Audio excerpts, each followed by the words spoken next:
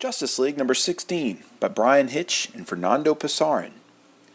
15 minutes before the events unfolded from the previous issue, Batman arrives at the Infinity Corporation. They tell him he has about 15 minutes to exist, and he asks if he's the only one left. They tell him Superman is still in the current timeline, but the rest of the League is unreachable. Apparently, the stones have been talking to them, but Supes is a required part of the equation. Batman tells them that he'll do what he can. After he leaves, the employees wonder if they should, quote, tell him the truth, but they decide the time isn't right.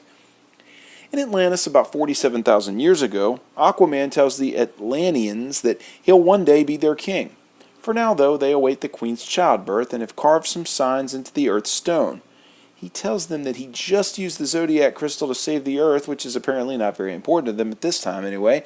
In D.C., about 500 years from now, the Lanterns battle the Lantern Police and demand they bring them to whomever's in charge, which is apparently inside a gigantic battery. Simon asks them if the Guardians know, that they tell them that they don't really care. The world had fallen into chaos, but one Green Lantern chose to stay behind. Suddenly, their story is interrupted by Molly transmitting on their watches. Back at Infinity Corp, they show Batman and Supes the message from Molly to each member of the League. She tells them that they need to put their devices in the temporal cores of each machine in their time periods.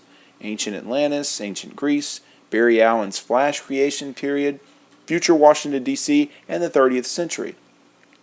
The magnitude of their missions begins to seep in. Batman asks if they can use the stones to help contact the League, but they tell him that it isn't possible, while Superman keeps asking about his wife and son. Batman asks the people at Infinity why they're helping, but they won't say.